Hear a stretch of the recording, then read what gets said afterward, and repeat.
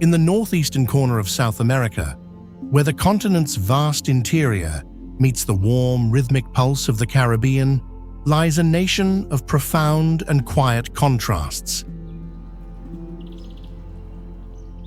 It is a land defined not by mountains, but by mighty rivers that carve paths through an ancient emerald world. A place of immense, unspoiled wilderness, where the roar of a jaguar can still be heard in the deep rainforest.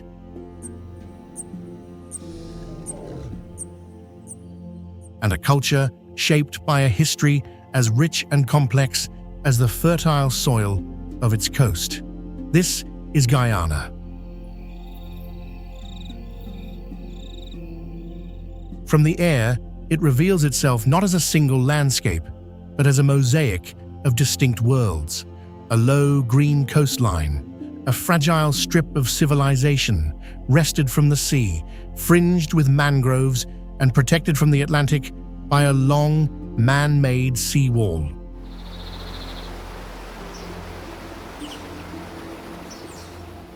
Beyond it, a vast expanse of dense tropical rainforest, an ocean of green that seems to stretch to the very horizon, covering over 80% of the nation.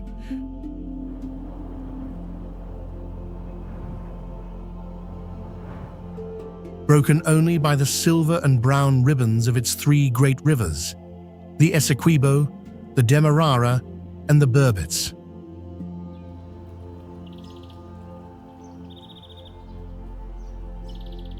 And further south, the landscape opens into the breathtaking savannas of the Rupununi, a world of rolling grasslands, termite mounds, and isolated mountain ranges that feel like a forgotten corner of the earth.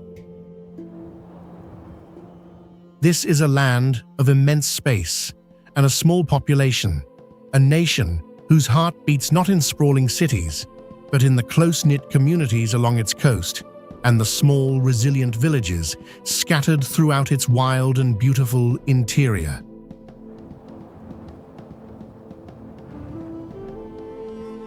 This is a story not of isolation, but of a deep and enduring connection to the rivers that serve as its highways, to the forest that sustains it, and to the diverse, warm-hearted people who have woven their lives into the very fabric of this unique corner of the world. This is the story of daily life in Guyana.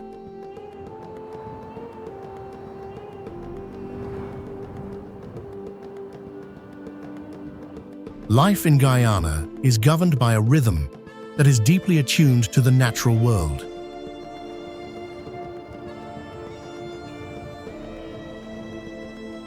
It is a pace set by the rising sun, the daily tides, and the steady, humid breath of the trade winds.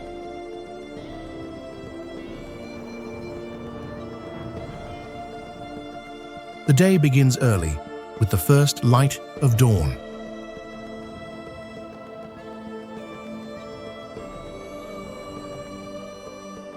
In the capital city of Georgetown, the morning starts with a growing chorus of sounds: the crow of a rooster from a neighbor's yard, the cheerful, almost conversational call of a kiskadee bird, the distant clang of a church bell, and the gradually building hum of traffic. Along the coast, in towns and villages, from Burbich to the Essequibo coast, the routine is much the same. The morning is a time for activity, for taking advantage of the cooler hours before the full strength of the tropical sun takes hold.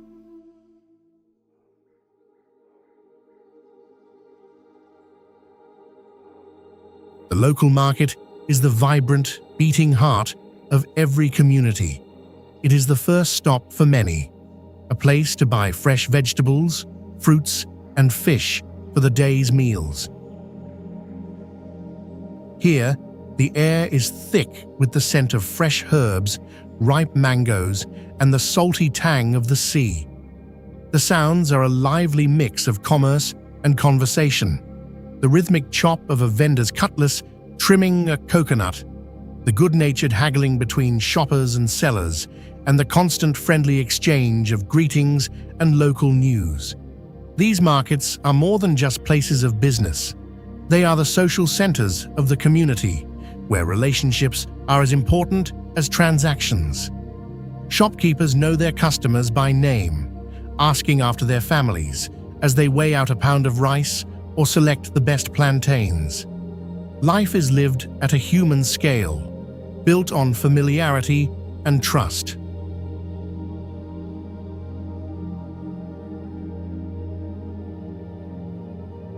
The family is the undisputed cornerstone of Guyanese society. The home is the center of the universe, a sanctuary of warmth, food, and conversation. Many houses, particularly the traditional wooden colonial-style homes, are built on stilts, creating a shaded open-air space underneath, known as the bottom house.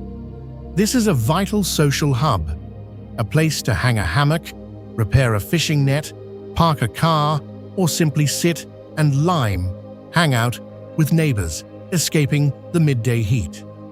It is common for multiple generations to live under one roof or in close proximity, creating a powerful and resilient support network. Grandparents, the Aja and Aji, or the Nana and Nani, play a central role in raising children, passing down stories, recipes, and wisdom.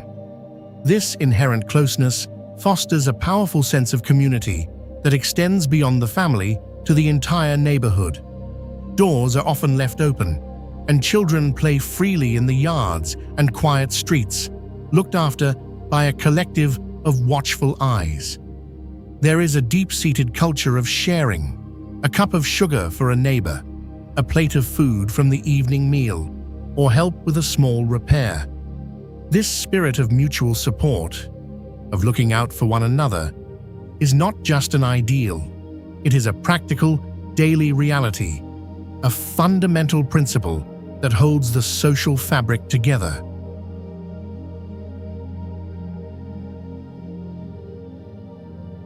To understand Guyana is to understand its unique and proud identity as the land of 6 peoples. For centuries, this land has been a meeting point for cultures from across the globe, and this diversity is the nation's greatest strength. The society is a rich tapestry woven from the threads of its indigenous peoples, the first inhabitants of this land, alongside those of East Indian, African, European, Chinese, and Portuguese descent. This heritage is not a relic of the past. It is a living, breathing reality that shapes every aspect of daily life. The Indo-Guyanese community, the largest ethnic group, traces its roots to indentured laborers brought from India in the 19th century to work on the sugar plantations. They brought with them their religions, their food, and their traditions, which have become integral to the national culture. The Afro-Guyanese community is descended from enslaved Africans forced to labor on the same plantations. After emancipation, they established free villages, buying land collectively and creating a powerful legacy of community, resilience, and self-sufficiency. The indigenous peoples, including the Makushi, Wapishana, Patamona, and Arawak nations, have a history that stretches back millennia, their culture deeply connected to the rainforests and savannas of the interior. This cultural fusion is most vibrantly expressed in the nation's festivals. During the Hindu festival of Diwali, the Festival of Lights, homes across the country are decorated with small clay lamps called diyas, their flickering flames creating a beautiful, shared spectacle of light over darkness.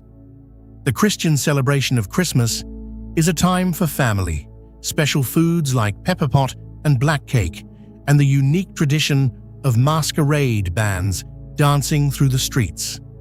Mashramani, the nation's Republic Day, is a joyous, Caribbean-style carnival of colorful floats, calypso music, and street parades, a powerful celebration of national unity and pride.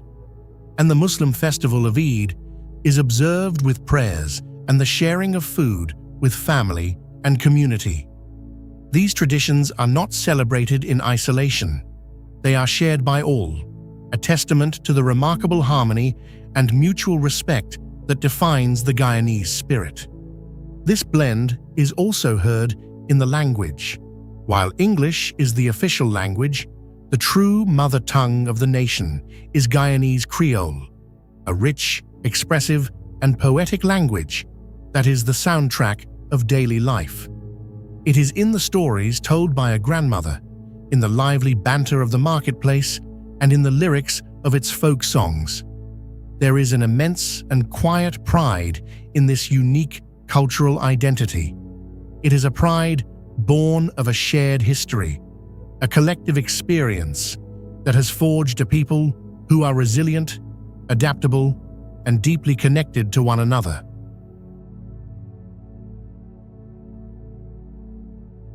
The Guyanese economy is a story of tradition, transition, and transformation. For centuries, the nation's fortunes were built on the bedrock of agriculture, often called the sugar and rice economy. The vast, fertile coastal plain is the heart of this industry.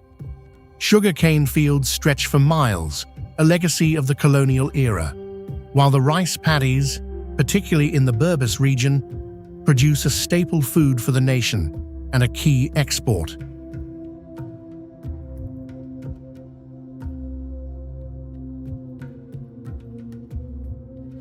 The rhythm of planting and harvesting still dictates the pace of life for thousands of families in these rural communities.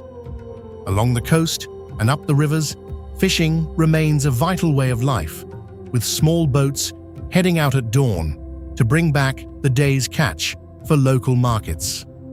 In the vast interior, the economy has a different character. For decades, mining for gold and bauxite has drawn people into the remote rainforest regions, a challenging life of hard labor in pursuit of fortune. Life in a backdam mining camp is tough, isolated, and often dangerous, a world away from the farms and offices of the coast. Small-scale gold mining in particular is a significant part of the interior's economy, a high-risk, high-reward endeavor that shapes the lives of many. But today, Guyana is undergoing a period of unprecedented economic change. The recent discovery of massive offshore oil reserves is rapidly transforming the nation, bringing a new wave of investment and development. In Georgetown, this new reality is visible in the changing skyline, the increase in traffic, and the growing presence of international companies. It is a contrast felt across the country, a society with one foot in its traditional agricultural past and the other stepping into a future as a major player in the global energy market. The public sector also remains a major employer, with the daily life of a government worker in Georgetown providing a stable, if modest, counterpoint to the boom and bust cycles of resource extraction.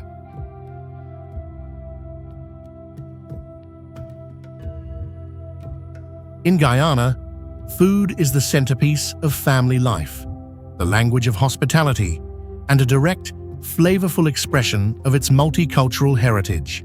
The cuisine is hearty, wholesome, and deeply comforting, built on a foundation of fresh, local ingredients and a rich blend of culinary traditions. Rice is the undisputed king of the Guyanese table. A meal is not considered complete without it.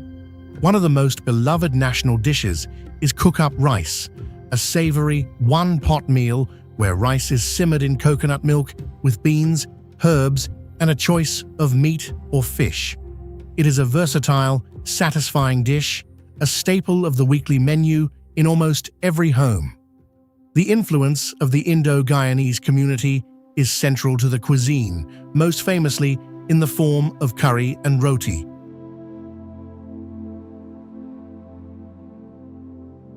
A rich, aromatic chicken or beef curry, served with a soft, flaky roti for dipping, is a cherished meal. The tradition of seven curry, a vegetarian feast served on a water lily leaf at Hindu religious functions, is a culinary experience of incredible complexity and flavor. The street food scene is also vibrant, with vendors selling crispy egg balls, spicy chana, chickpeas, and follery, fluffy fried dough balls served with a tangy mango sour. From the Afro-Guyanese heritage comes a tradition of slow-cooked one-pot meals. Dishes like metemji, a rich stew of ground provisions like cassava and plantain cooked in coconut milk with fish, are a taste of soulful home cooking. The national dish, pepper pot, is a unique contribution from the indigenous peoples. It is a slow-cooked meat stew flavored with cassaripe, a thick black sauce made from cassava root, which acts as a preservative.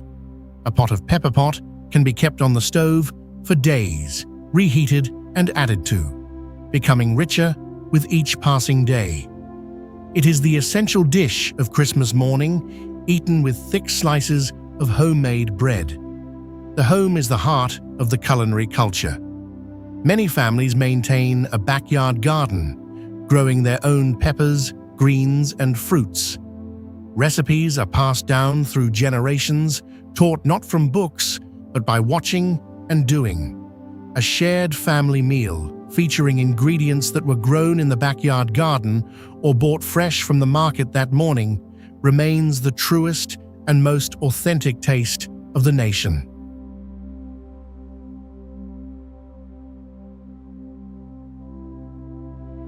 To truly understand Guyana is to understand its profound connection to nature. The landscape is not a passive backdrop.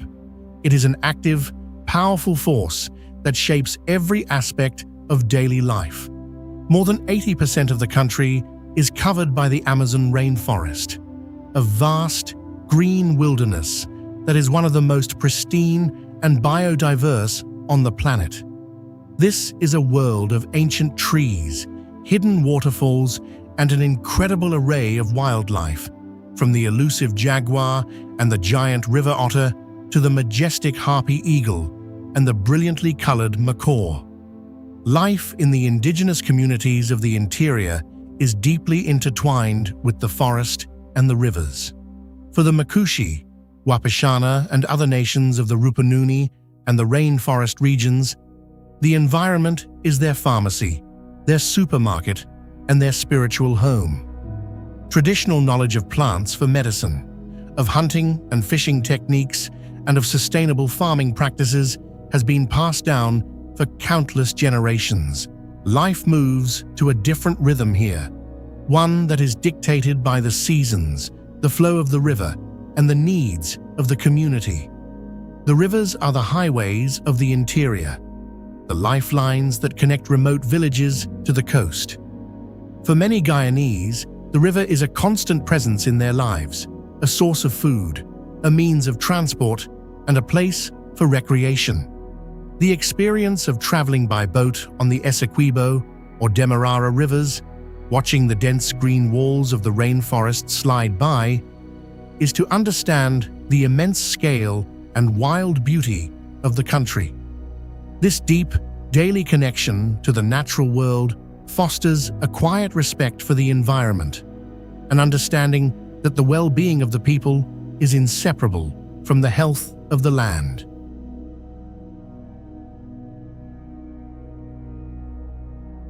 For all its vast wilderness, Guyana is a nation on the move.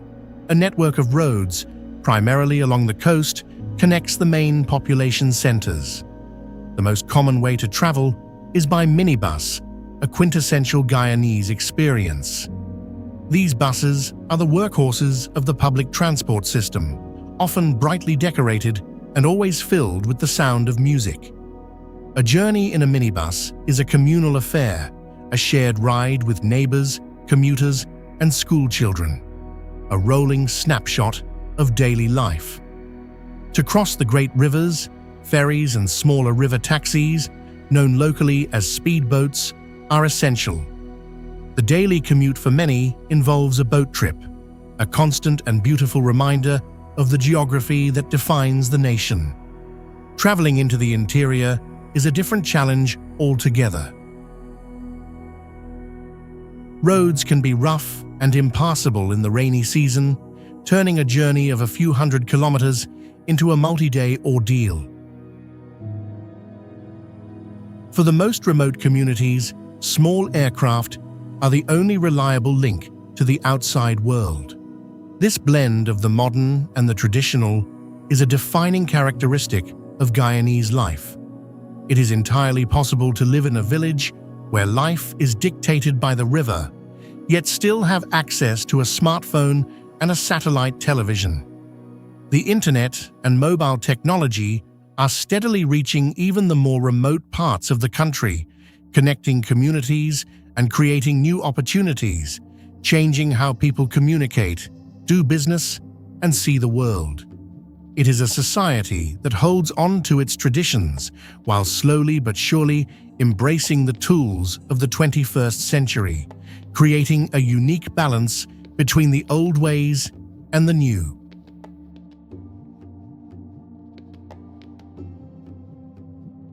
For the young people of Guyana, life is a navigation between a deep love for their island home and the pursuit of opportunity. Education is a high priority, with a strong public school system that is the foundation of the nation.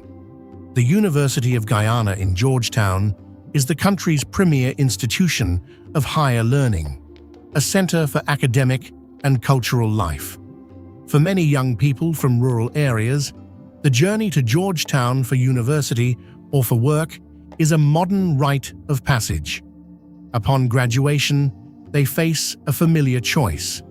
The lure of better-paying jobs and different experiences in countries like the United States, Canada, or the United Kingdom has led to a significant diaspora.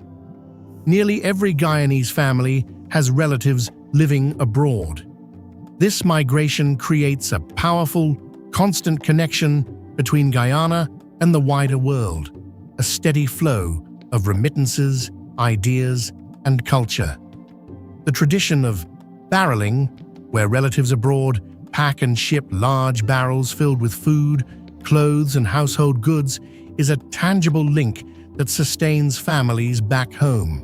But the pull of home, of family, and of the unique Guyanese way of life is incredibly strong. Many who leave express a powerful desire to one day return. And for those who stay, there is a passionate commitment to building a better future for their country.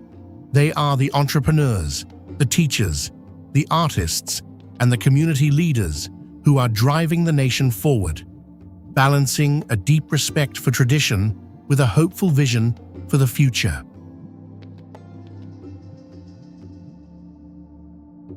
The rhythm of day and night in Guyana is a study in beautiful contrasts. The daytime is for work, for school, for the hustle and bustle of the markets and the streets. The energy is outward focused, driven by the practical tasks of making a living and running a household. The sun is bright and intense, and life is lived in the open, in the community. As evening descends, a different energy takes hold. The fierce heat of the day softens into a warm, breezy twilight. Life turns inward, toward the home and the neighborhood. This is the time for family. As the light fades, people gather on their verandas or in their front yards to relax and chat with neighbors.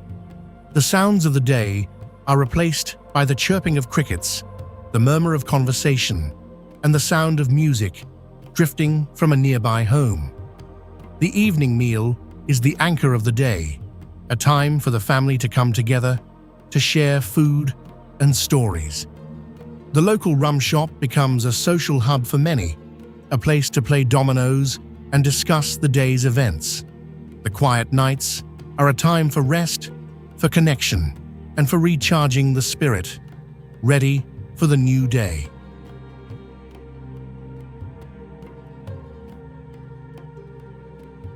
Life in this beautiful and complex land is not without its significant challenges. The very geography that gives Guyana its character also presents formidable difficulties.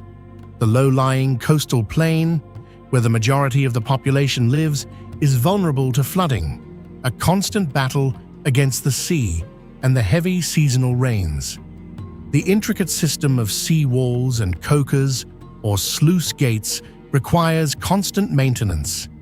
The infrastructure, from roads to the electrical grid, is often strained, a legacy of underinvestment that the nation is now working to overcome. Power outages can be a frustratingly common part of daily life. Economic inequality remains a persistent issue, with the new oil wealth raising complex questions about how to ensure prosperity is shared by all. The new oil wealth brings its own complex challenges. How does a nation ensure that this newfound fortune benefits all of its people, addressing long-standing economic inequality? How does it avoid the resource curse that has afflicted so many other nations? And how does it balance the pressures of the oil industry with the urgent need to protect its globally important rainforests and fragile ecosystems? These are the vital questions that the Guyanese people are grappling with, thoughtfully and with a deep sense of responsibility for the future of their home.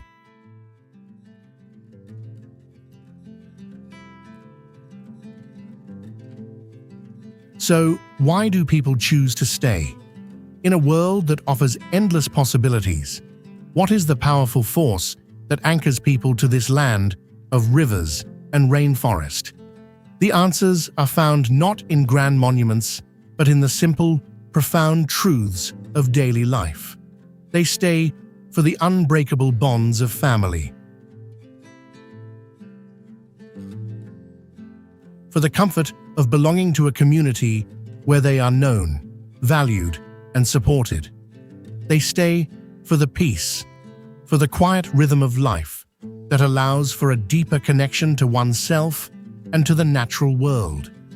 In a world saturated with noise and distraction, Guyana offers a rare and precious sense of calm. And above all, they stay for the profound, unbreakable connection to home, to a landscape that is etched into their soul, a fundamental part of their identity. It is a connection that is felt in the warm, humid air, in the steady flow of the rivers, and in the shared collective memory of a people who have created a unique and resilient culture against all odds. It is the feeling of having roots that run as deep as the ancient forests themselves.